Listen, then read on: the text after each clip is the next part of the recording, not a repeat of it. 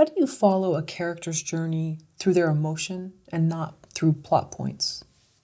Okay, well, a lot of that has to do with your, obviously when you're figuring out what you want to say. And I think it depends on you're doing TV or film. With a film, you obviously have a major dramatic question. They're going to answer that by the end. Either they're going to get what they want or they don't get what they want. And in television, you're obviously doing it over a longer stretch of time. And there may be mechanisms if you're doing streaming versus, broadcast. Either you want that person to have to learn that lesson over and over and over again on the comedy side, or on the drama side, it's going to be a week to week. You're going to keep doing the same thing essentially, right? And then on the streaming side, sometimes there is an endpoint, right? Look at Queen's Gambit. There's a feature structure underneath that, and so, she gets to the end of her want. So, but when you're figuring out what the character, you need to figure out who your character is. For me, what I do as a practice is I do a character aria, which is, and I think other people have different, ways of talking about this. I actually heard, I think the Screenwriting Life has a podcast, Meg LaFauve and Lori McKenna do this whole thing about, and they think they call it an aria, but they do it song. What is that your character singing, that want? For me, I always called it an aria from way back, which is just on a single page. I just do a monologue where the character is yelling at someone, the antagonist, about what they want and why they want it. And it helps me focus. And I think it was a practice that I always did for my fellows. It helped them focus on how that character moved in the world. What do they sound like? So do they have a dialect? Do they have a Southern drawl? Whatever that is. And then what is it that they want and why do they want it? And how do they plan to get it? And I think that when you are able to focus that character, you may or may not ever use that. I think usually at some point, usually in a movie, it comes, at the low point. Somewhere there's a moment where they lay it all out there. I just want this. And sometimes that want has changed, but there's always I just want this thing. And obviously they need to know in the beginning, but this thing usually changes over time. But you want that character to be so clear in their goal that there's no mistaking that that's what the want is. And usually in like a procedural, it's I want to catch the bad guy. So I'm going to make then all of these steps, and quite honestly, it does help if you go, I need to do X, Y, and Z in order to get there. That way we as an audience know, oh, that's what we're on the ride for. We know what's going to happen. I need to get the package from point A to point B. Then I know what I'm looking at. So, but finding out that character's want and really understanding that character's want is key. And then the emotional part underneath it is the why. Why do I want it? I want the promotion. I don't know that anybody cares about you wanting the promotion. I want the promotion because I'm going to win my wife back. Then I care. If that character's thing that they want so much is motivated emotionally, that woman is the only one who understands me, or I screwed up and I need to get her back, or that underpinning of the emotion is going to drive and keep us on the road for the entire length of that episode, series, or whatever it is. So I do think that those are important, really key drivers for your, otherwise there's no story. It's all about the story. Why is the emotional truth so important in the writing process? What, my own personal emotional truth, or just any in general? writer? Yeah, any writer, whether it's you critiquing another writer for yourself. Well, I actually think we sort of talked a little bit about this already, which is, the more honest, the more authentic the writing, the more truthful it is, the more it resonates. It just bumps up like crazy. And you can tell when someone's willing to give that and when someone's hedging their bets. So I do think that that's how we understand each other, is if you're giving as much of your emotional truth as you possibly can, right? Yeah.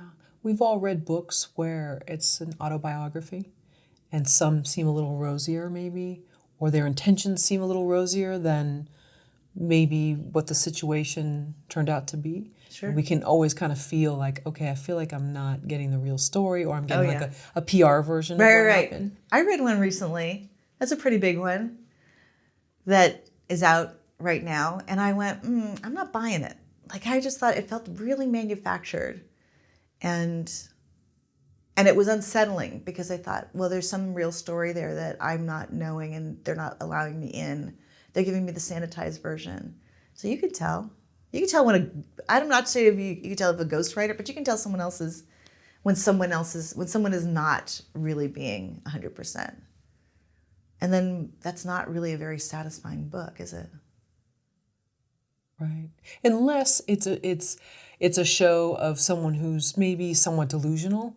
Not like crazy, no, but really in terms of why they did something, their intentions, and seeing themselves. I mean, everybody sees themselves as a hero. And that's just how it is. So, but sort of like the way they would convince themselves that they did the right thing and it really wasn't. So you're kind of seeing this character that's very broken. But I think in many cases, yeah, if it's, let's say, a business leader or whatever, and they're writing this thing where they tried their hardest and it was really because they wanted for the greater good, and you're seeing through that, then it is hard to stomach. Right. Yeah. No, give me the real. Give me the broken, messy part. That's the more interesting part. How often, as an executive, would you read a screenplay that would make you cry? Well, as you can tell, I'm a big crier. So I'm not going to say I read a ton of them that would make me cry, but remember, many times I was in the comedy department. So I spent a huge chunk of my career doing the comedy thing. And then, someone asked on Twitter recently, they said, what's the best script that you've read from a newbie? And there was a script that a couple of writers, a team of writers had written after a very fraught development period where they had not been entirely truthful about their intentions. They were trying to do things that would sell as opposed to things that they loved. And at a certain point, I don't think they were going to mind that I tell this story. But at a certain point, I pulled them aside, and it was towards the end of the program, and I said, okay, what's going on here? I go, because this isn't working. And they were trying to do something really sci-fi. And they go, well, we thought, we could, there are not that many writers who look like us in sci-fi. And we thought we could sort of, basically they were trying to game the system, right? And I said, well, this feels like a mashup between Hunger Games and Game of Thrones and, something else thrown in there. I said, so what is your favorite show? And they said, This Is Us. And I said, then you have to write your version of This Is Us. And I'm going to say a couple weeks later, they delivered a script that knocked my socks off. And I was sobbing at the end of page 1. And by the end of page 3, I was just a puddle. And a coworker walked by. I was in the office super early. It was like 7 a.m. And a coworker walked by and stopped and said, are you okay? And I was like, no, it's a really good script. And I was wrecked. And it's still probably one of the best scripts I've read to this day. It's just, and the pair had just rolled out of college, had just rolled out of NYU, dramatic art school, the drama program. And I think that's why I say that there's talent everywhere. We ended up getting there was another team of I think the season before, I want to say maybe 2015. Again, they had just come out of college. So age is not a factor. Obviously, I'm making a career and I'm in my 50s, late 50s. So age is not a factor when you think about the talent that's out there. And when you get people who are so willing to, again, be emotional and be truthful, you can feel them on the page in the script, that it just is undeniable. So, and then I will also say, I also read scripts I read a lot of scripts of things that have already been produced that I know have made me cry. And I just want to see, well, how did they do it? So my own process is I read a ton of scripts even now. And I usually put them up on Scriptation, I think it is the app.